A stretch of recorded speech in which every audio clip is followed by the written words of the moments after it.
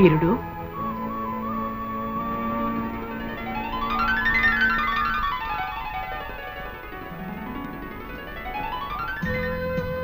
జానకి రా కూర్చో. పర్వాలేదు. 40 ఏళ్ల క్రితం మనం ప్రేమించుకునే రోజుల్లో వీరుడు అని పిలిచేదాన్ని. మళ్ళీ ఎంతకాలానికి విన్నానా ఆ పిలుపు. పిలిచేలా చేశాడు ఆయన నీ మనవడు. నా మనవడా? ఏం చేశాడు? వాడు చాలా బుద్ధిమంతుడే. అదే ఎక్కడికి పోతాయి చవట బుద్ధులు? అన్ని తాత పోలికలే, బుద్ధావతారం. ఏమిటోయ్ ఉంగబూతి పెట్టావు అందగాడా? నీ మనవడిని అన్నాను లేవోయ్. నన్ను కాదా? అయితే పర్వాలేదు. ఇంతకీ ఏం చేశాడు నా మనవడు? పుంసా మోహన రూపాయ అన్నట్లు అంత అందంగా ఎవడ పుట్టమన్నాడో నీ మనవణ్ణి. నా మనవరాలు నీ మనవణ్ణి చూసి మనసు పారేసుకుంది. అంటే ప్రేమిస్తుందా? మనసు పారేసుకోవడం అంటే అదే కదా ఈ బుద్ధు. నీ మనవరాలు నా మనవని ప్రేమిస్తుంది అంటే పిచ్చి సంతోషంగా ఉందా? సంతోషపడితే ఏం లాభం? వాళ్ళిద్దరికీ పెళ్లి చెయ్యాలి కదా. వీరుడు మనిద్దరి ప్రేమ ఎలాగూ ఫలించలేదు, పిందెలోనే రాలిపోయి. మన పిల్లలైనా ప్రేమించి పెళ్లి చేసుకుంటే మనం ఆను మగలం కాలేకపోయినందుకు కనీసం అయిన వాళ్ళమైనా అవుతాం. అలాగేనా? తప్పకుండా వాళ్ళకి పిలిచాను. ఎలా చేస్తావోయ్? నీ మనవడు కూడా నా మనవరాల్ని ప్రేమించాలి కదా. దాందే ఉందో. ఒరే మనవడు, నువ్వు జానకి గారి మనవరాలను ప్రేమించబోయ్ అంటాను, ప్రేమించేస్తాడు. బుద్ధు ప్రేమ పుష్పం లాంటిదోయ్, దానంతటది వికసించాలే గాని నువ్వు నేను చెప్తే పుట్టదు. మరైతే ఎలా? ప్రేమ పుట్టేలా చేయాలి. వీరుడు ఒక్కసారి మనం ప్రేమించుకున్న రోజుల్ని గుర్తు తెచ్చు.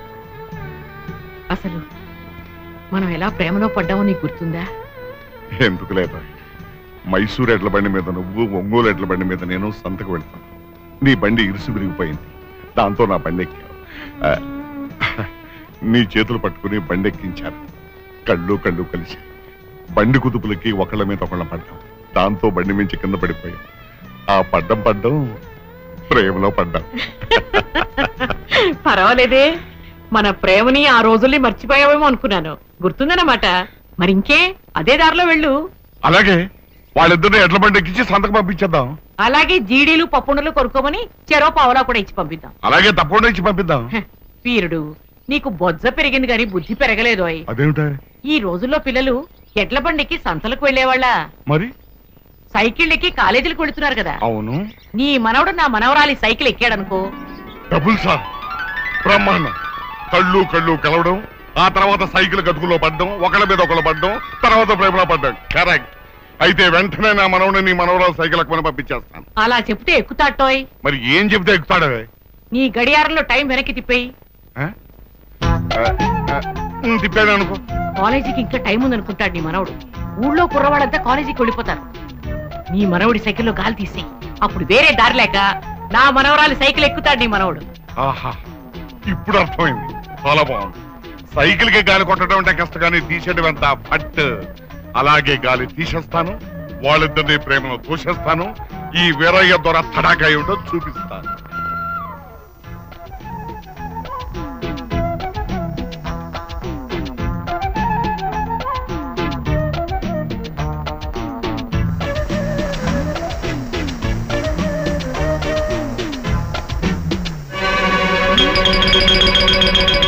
గాలిలోన తేలిపోయే విమానమెక్కర మనవడ. ఏంటయ్యా ఏం నువ్వు చేస్తున్న పని?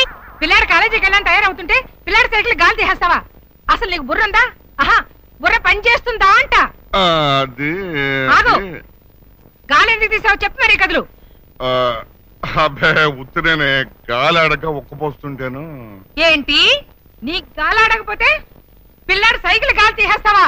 ఏమిటి బామ్మ, తాతయ్య మళ్ళీ ఏం చేశాడు? అవ్వా, ఎవరితోటైనా చెప్పుంటే సిగ్గుచేటు. నీ సైకిల్ కి గాలి తీసేశాడు. సైకిల్ గాలి తీసాడా? ఏమిటి తాతయ్య, చిన్ని కృష్ణులకి చిలిపల్లి ఏమిటి చెప్పు. అది అలా గట్టిగా నిలదీసి అడుగు. ఒరే రాముడు, ఆ వేరుభద్రని సైకిల్ పంప అడిగి తీసురా. ఒరే రాముడు, ఎక్కడ తెచ్చావురా? తాతయ్య అసలు నీకెందుకు ఇలాంటి పనులన్నీ? ఒరే మనోడు, ఇప్పటికే మీ బామ్మ నాకు వేడి కందులు పెట్టింది, నువ్వు కూడా కందులు పెట్టకరా. అదంతా నాకు తెలియదు. ఇప్పుడు నీ కాలేజీకి ఎలా వెళ్ళాలి? ఇవాళ ఒక్కరోజు ఏదైనా ఫ్రెండ్ సైకిల్ ఎక్కి వెళ్తా. ఇదిగో పంపు, కొట్టవయ్యా కొట్టు. ఏమిటి 60 ఎకరాల ఆసాముని నేను పప్పు కొట్టాలా? 60 ఎకరాల అస్సాం అయితే సైకిల్ గాలి ఎందుకు తీస్తావు? కొట్టవయ్యా, కొట్టు. ఓన్లే బామ్మ, తాత ఏం కొడతాడు, నేనే కొట్టుకుంటాను, తొందరగానే అవుతుంది. అదేం కుదరదు.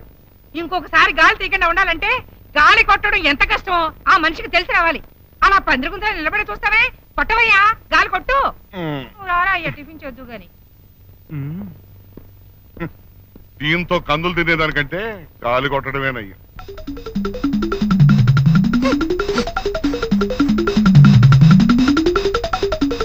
కానీ వీరికన్నా 8 ఏళ్ల ముందే శివకర్ బాపూజీ తల్పాడే అనే ఆయన ముంబై సముద్ర తీరాన ప్రపంచంలో మొదటి విమానాన్ని నడిపినట్లుగా రికార్డులు కూడా ఉన్నాయి. ఈ ప్రయోగంపై దామోదర్ వినాయక సావర్కర్ ప్రత్యేకంగా ఒక పుస్తకం కూడా రాశారు. అంతేకాకుండా 1885లో శివకర్ బాపూజీ తల్పాడే ఆ ఘనతను సాధించారు అనేందుకు ఆధారాలు కూడా బయటపడ్డాయి. ముంబైలోని జేజే స్కూల్ ఆఫ్ ఆర్ట్స్ లో ఆయన అధ్యాపకుడిగా ఉన్నప్పుడు మరుత్సక అనే